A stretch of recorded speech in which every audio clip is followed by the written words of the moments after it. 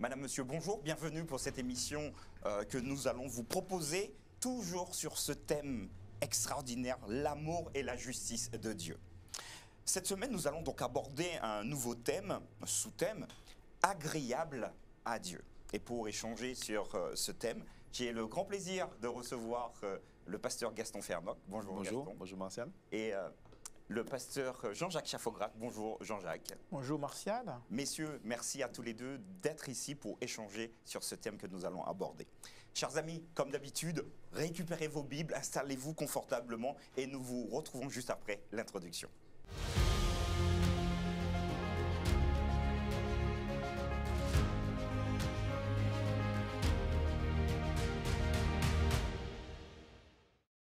Voilà, nous sommes de retour. Merci de votre présence. Juste avant de débuter cet échange, je vais vous inviter à prier avec nous et je vais demander donc à Gaston de pouvoir nous conduire en prière.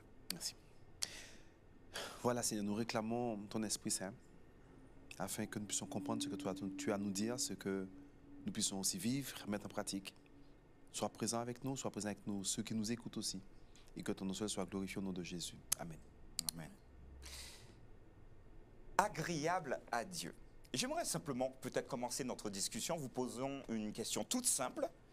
Avez-vous une méthodologie à mettre en place pour être agréable à Dieu? Comment faire? Alors peut-être que nos amis se posent la question, oui mais j'aimerais être agréable à Dieu, mais comment faire? Est-ce que vous avez des conseils à nous donner, des pistes de réflexion? Jean-Jacques? Déjà, on pourrait changer le verbe pour commencer. Ouais. Pas comment faire, mais comment être. Parfait. Comment faire me renvoie à l'action. Comment être me renvoie à la relation. Je crois que c'est là l'accent. Être dans une relation d'intimité, de communion avec Dieu. Ok. Et, je dirais la même chose. Pour ça, je vais prendre un texte de Paul dans Philippiens 2 qui dit... Alors, Philippiens 2, est-ce que tu peux nous donner la référence comme ça? Philippiens 2 à partir du verset 12. Merci beaucoup.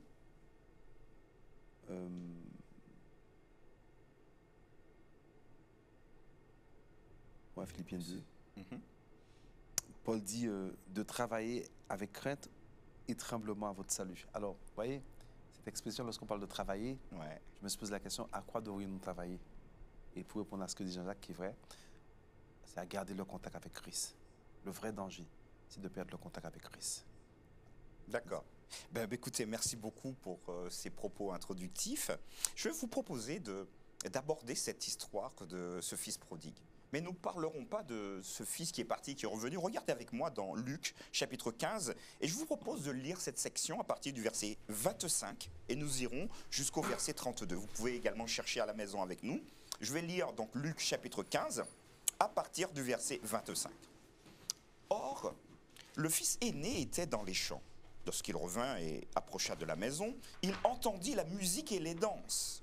Il appela un serviteur et lui demanda ce qui se passait.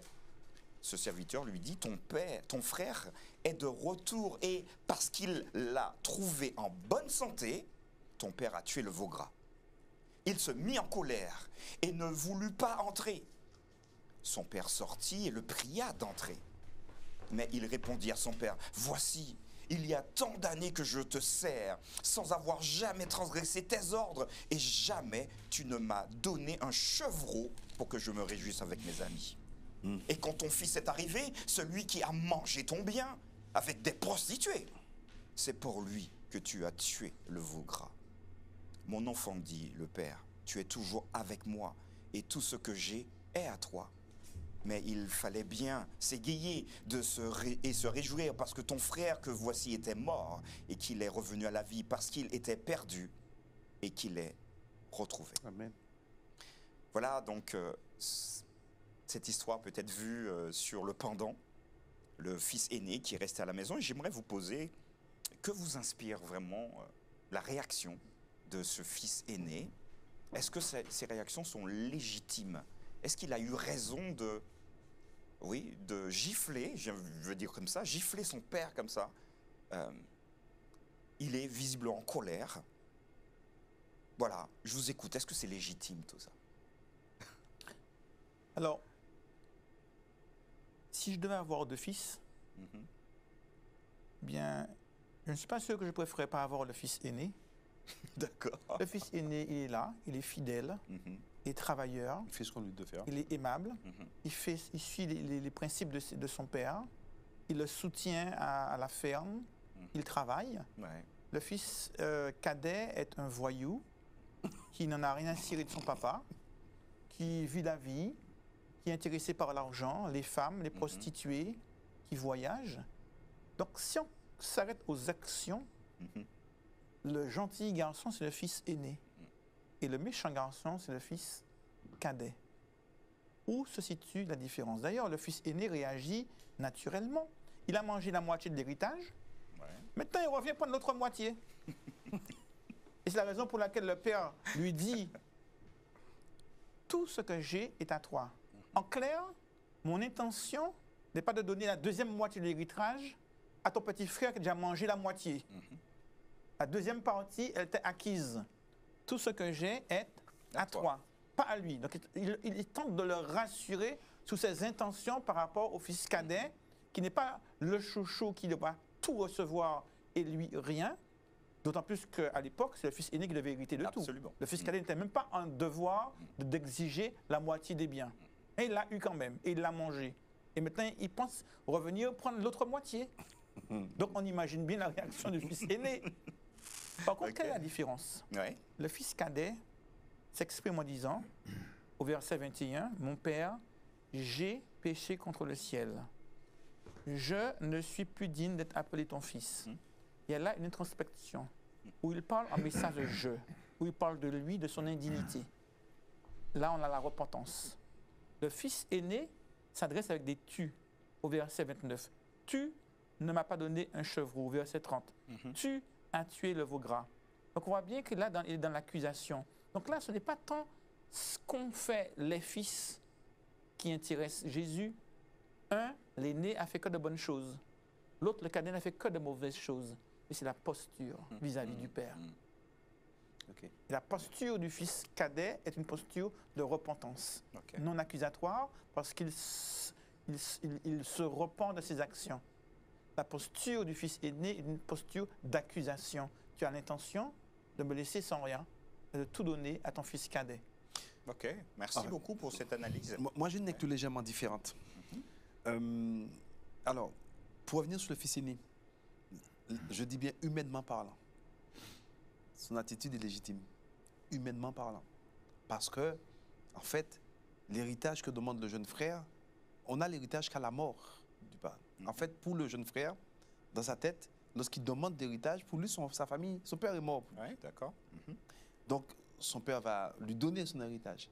Et donc, lui, qui reste au champ, qui travaille, qui se donne, eh bien, oui, légitimement, il se sent un peu lésé. Mais ce qui compte dans ce texte, en fait, et c'est vrai que par le passé, nous sommes trop focalisés sur les deux garçons. C'est bien, parce qu'il y a des leçons à apprendre de ces garçons.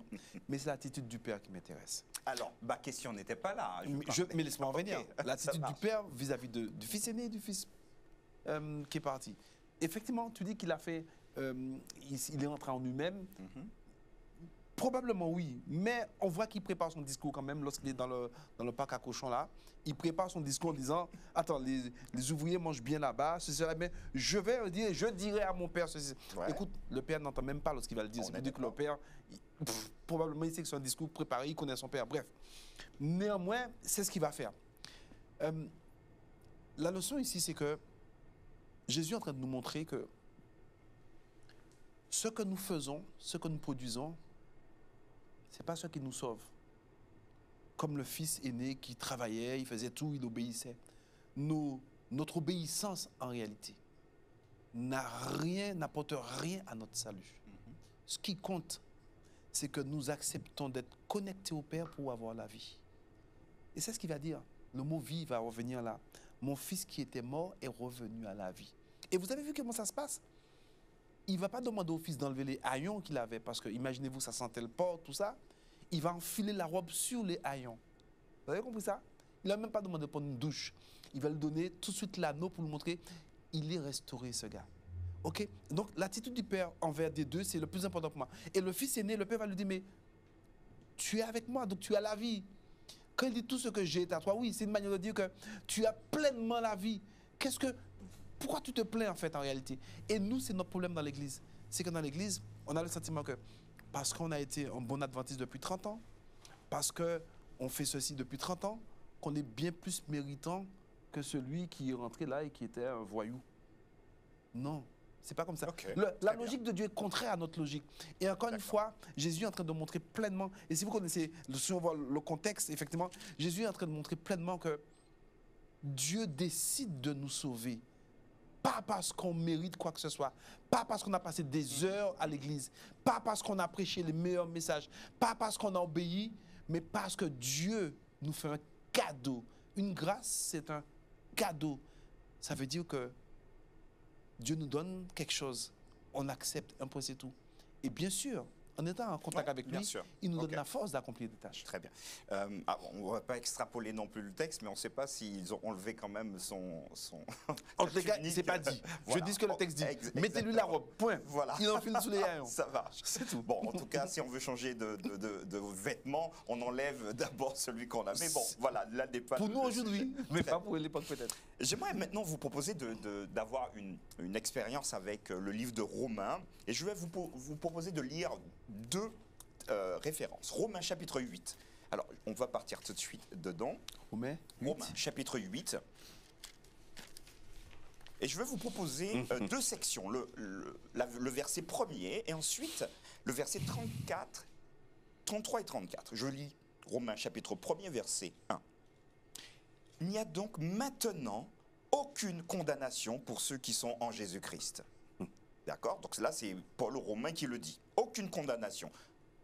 Regardez maintenant avec moi versets 33 et 34. Je vais lire versets 33 et 34. Qui accusera les élus de Dieu? C'est Dieu qui justifie. Qui les condamnera? Christ est mort. Bien plus, il est ressuscité. Il est à la droite de Dieu et il intercède pour nous. La question que j'aimerais vous poser, c'est une question, elle n'est pas forcément piège, mais voilà, pour nous aider avec nos amis à aller plus loin. Comment expliquez-vous qu'il n'y a aucune condamnation pour ceux qui sont en Jésus, d'un côté, et de l'autre côté, Jésus qui intercède auprès de Dieu? Alors ma question est simple, pour qui intercède-t-il et pour quelle raison? Si vous et moi, nous sommes en Jésus, donc il n'y a pas de condamnation, mais est-ce que Dieu ou Jésus intercède encore pour nous dans le ciel? Alors, vous voyez là. Oui, nous sommes là dans l'une des métaphores utilisées pour expliquer le plan du salut, dans le contexte judiciaire. Dans le contexte judiciaire, il y a un juge, il y a un avocat, il y a donc un accusé, et puis il y a un jugement, une condamnation. Et cette image utilisée pour expliquer le plan du salut positionne Dieu en juge. Jésus en avocat de la défense. C'est nous les accusés. Et puis après, il y a une condamnation. Et avant la condamnation, il y a une sorte d'intercession, le plaidoyer. Et donc quand Jésus va prendre la parole pour expliquer et pour nous défendre et pour faire son plaidoyer en notre faveur, eh bien finalement, on va voir qu'il va nous acquitter. C'est la raison pour laquelle celui qui a Jésus comme avocat, eh bien, n'est plus condamné. Mais il y a une petite nuance quand même qu'on peut apporter. Ce n'est pas simplement qu'il n'y a plus de condamnation. C'est que Jésus a subi en sa chair la condamnation que nous aurions dû subir. C'est ça. Et celui qui, donc, a Jésus comme avocat, n'a pas de crainte à avoir. Parce qu'il sait, eh bien, qu'il pourra, à travers Jésus, vivre éternellement, puisqu'il a déjà payé le prix, il a déjà subi la condamnation à notre place. Donc il y a eu un transfert, donc. Au lieu que la condamnation soit sur nous, puisqu'on accepte Jésus, il prend finalement... Moi je dirais plus que Dieu nous impute cette justice de Jésus. Voilà encore un gros mot, imputer à la justice. Qu'est-ce que ça signifie? Alors, tu nous lances. Imputer, c'est que Dieu nous regarde, nous, et lorsqu'on accepte Jésus, il nous dit, voilà, écoutez, ce que vous pourrez apporter ne peut rien faire pour vous apporter le salut. Eh bien, je mets à votre crédit la justice de Jésus. Je mets à votre crédit l'obéissance du Christ. En fait, lorsque le Christ était sur la terre, lorsque le Christ a obéi pendant 33 ans, eh bien, nous bénéficions de ces 33 ans d'obéissance et de la justice de Dieu. Et j'aime bien cette déclaration qui dit que quand Dieu nous regarde, et ça c'est une chrétienne qui parle de ça, quand Dieu nous regarde, il ne voit pas nous, mais il voit Jésus au travers de nous. D'accord? Très bien, merci beaucoup. Moi, je vous propose maintenant de partir dans le livre de Marc. Et là, il va avoir une histoire formidable. Je vous invite à lire avec moi Marc chapitre 9. Alors, nous n'allons pas lire l'ensemble, mais je vais peut-être faire une petite synthèse rapide. Il s'agit ici de la guérison d'un fils d'un homme. Au tout début, il y avait une difficulté avec les disciples. On va passer dessus. Mais regardez avec moi, versets 23 et verset 24. Donc les disciples n'arrivent pas à résoudre ce problème. Jésus arrive, verset 23, et qu'est-ce que il se passe? Jésus va lui dire, si tu peux, tout est possible à celui qui croit. Donc il va répondre donc à cet homme. Ça marche? En gros, si je traduis encore, pardon, tu m'as dit quoi? Si je peux? En fait, j'ai pas bien entendu. Vous voyez, Jésus, non, en fait, il faut que tu sois certain. Par contre, immédiatement, cet homme va répondre, verset 24, aussitôt le père de l'enfant s'écria, je crois, viens au secours de mon incrédulité. Alors voilà un texte, les amis, qui semble être compliqué à comprendre. Comment peut-on croire et être en même temps un incrédule, en fait? Et il demande à Jésus de l'aide. Alors, qu'en pensez-vous? Je crois, viens au secours de mon incrédulité. N'y a-t-il pas ici un contresens dans ce texte? J'aime beaucoup ce passage parce qu'il me donne beaucoup d'espoir. Il me montre quand même les incrédules peuvent avoir de l'espoir. Ok. On a l'impression en tant que chrétien que c'est ceux qui ont la foi qui vont faire appel à Jésus, c'est ceux qui ont la foi qui vont pouvoir permettre à la grâce de Dieu d'abonder dans leur vie. Et là, même un incrédule peut aller à Dieu. Même un incrédule peut bénéficier de la grâce de Dieu. Dans la réalité, la vie n'est pas binaire, noir ou blanc, c'est tout ou rien. C'est une progression. Et cet homme avait peut-être un espoir maigre, vague. Il avait entendu dire, il avait entendu parler de Jésus. Et il disait, pourquoi pas? Mais il prend conscience qu'il ne croit pas suffisamment. Il croit assez pour aller vers Jésus. Il croit assez pour se dire que c'est peut-être possible. Mais il ne croit pas assez pour se dire, Jésus peut le faire. Ce que je trouve extraordinaire, c'est que Jésus ne s'arrête pas à cela pour dire, voilà, tu ne crois pas assez, tu ne crois pas suffisamment. Reviens dans 3 mois. Incrédule, va et quand tu croiras, reviens vers moi, je ferai un miracle pour toi. Non, viens tel que tu es. Et en quelque part, il vient avec son incrédulité, il vient avec ses faiblesses, il vient avec ses doutes. Par contre, il dit, viens au secours de mes doutes. Viens au secours de mon incrédulité. Il en a conscience. Et ce que j'aime dans la phrase, c'est qu'il dit, je crois, oui, mais pas assez. Alors, comme je ne crois pas assez, alors je compte sur toi pour m'aider à cheminer, pour m'aider à grandir, pour m'aider à avoir cette foi dont j'ai besoin, parce que je ne voudrais pas qu'à cause de ma foi, mon enfant périsse. C'est ça. À cause de mon incrédulité, que mon enfant périsse. À cause de mon manque de foi, eh bien, que les grâces dont je pourrais bénéficier m'échappent. Alors, aide-moi. Et moi, j'aime beaucoup cela, parce que même en tant que chrétien, même en tant que pasteur, on a une foi, mais tout est relatif. On a encore besoin de grandir, on a toujours besoin de progresser et il faut remettre nos faiblesses à Dieu. On n'apporte pas que nos bonnes choses à Dieu. On amène même nos mauvaises choses en disant, Seigneur, voilà, tu vois que ça ne va pas. Je te le confie, fais quelque chose là-dessus.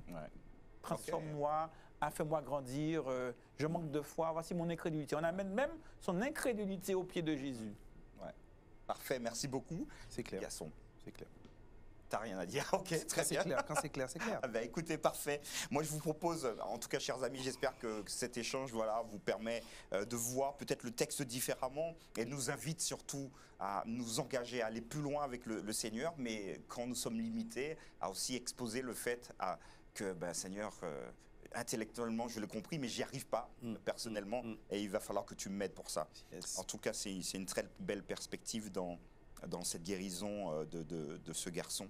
Je vous propose une dernière question, et là, elle sera plutôt ouverte. J'aimerais vous mettre en contexte. Vous avez donc une personne qui vient vous voir, puisque vous êtes tous les deux pasteurs. Voilà, pasteur, dans ma vie, je suis allé très, très, très loin, et je ne veux pas vous exprimer, je ne peux pas pour le moment vous dire ce que j'ai fait, mais croyez-moi, je suis allé hyper loin. Et je me sens coupable, je me sens chargé, et je n'oserais pas dire en public ce que j'ai fait. Cette personne pense donc que Dieu est incapable de lui pardonner. Elle vous dit, moi, je viens vous voir, mais je ne pense pas que vous puissiez faire grand-chose pour moi, mais je pense que Dieu, voilà, il m'a mis de côté parce qu'il y a trop de choses qui m'arrivent. Et puis, je sors d'un problème, j'en ai déjà un autre, c'est de ma faute tout ça. Vous êtes pasteur, donc comment pourriez-vous encourager cette personne à croire en l'amour de Dieu, en la grâce de Dieu? Qu'est-ce que vous allez pouvoir bien lui dire pour qu'elle puisse à minima relever la tête ou encore sortir la tête de l'eau? Voilà, donc mettez-vous en contexte, je vous laisse chacun 2 minutes. Gaston, voilà. Je te laisse commencer. Je te laisse commencer. Oh là, j'aime bien les pasteurs qui se renvoient la balle, c'est Non, non, compliqué. mais c'est- Parce que probablement, il y a de ceux qui sont dans ce cas-là, qui sont en train de nous regarder et qui vont attendre, et qui attendent de vos D'accord. paroles, Ok. des choses pour les rebooster. Cet exemple me ramène à l'histoire, au récit que nous venons de voir dans les évangiles. Mm. Le simple fait que cette personne vienne nous voir Mhm. signifie qu'elle a déjà fait un premier pas.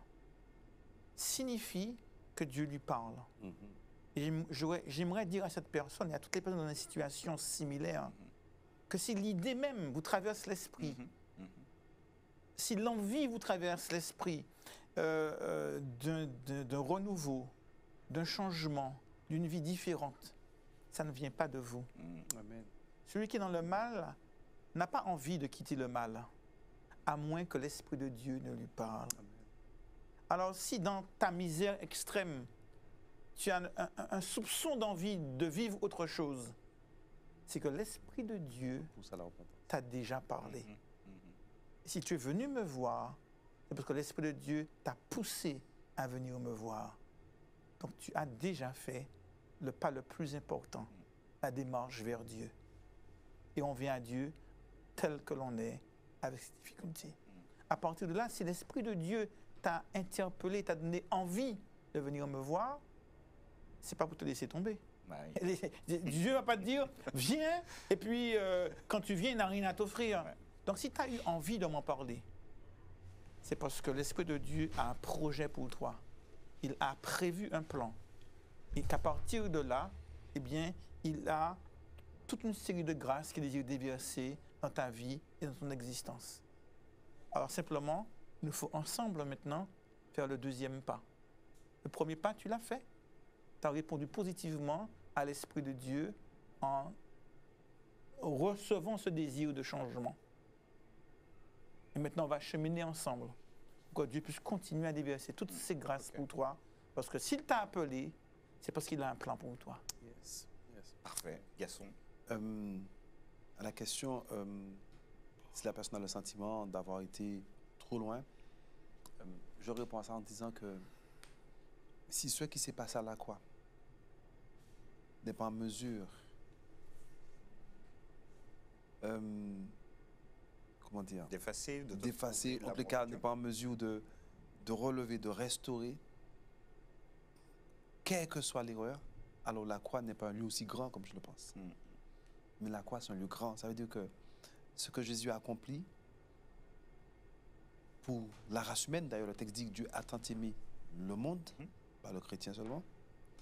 Ce qu'il a accompli, ça veut dire que, quelle que soit l'erreur, quel que soit le trou dans lequel la personne est tombée, comme tu dis, même si la personne a le sentiment d'avoir été trop loin, d'avoir franchi même la ligne rouge, si cette personne repentante, poussée par l'Esprit, reconnaît, Dieu pardonne. Et même si cette personne a le sentiment d'être coupable de beaucoup de choses, quand Dieu pardonne, il pardonne. Et ce que j'aime avec le Seigneur, c'est qu'il pardonne et il va faire quelque chose d'extraordinaire. Le texte dit, il va prendre ça, il va mettre ça au fond de la mer. Dans les abîmes, hein. Il va mettre ça là. Et lorsqu'il met ça au fond de la mer, vous savez qu'est-ce qu'il fait ensuite? Il prend un panneau et il met pêche interdite. Pour que ni toi, ni personne d'autre aille pêcher ce qu'il a mis au fond de la mer. Et ça, c'est l'amour de Dieu, en fait.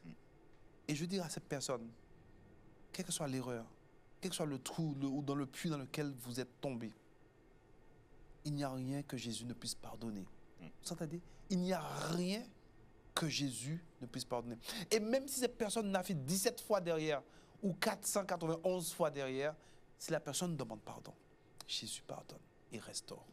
Ok, merci beaucoup. Et il faut toujours se souvenir que l'envie d'aller à Dieu ne vient pas de nous. Mhm.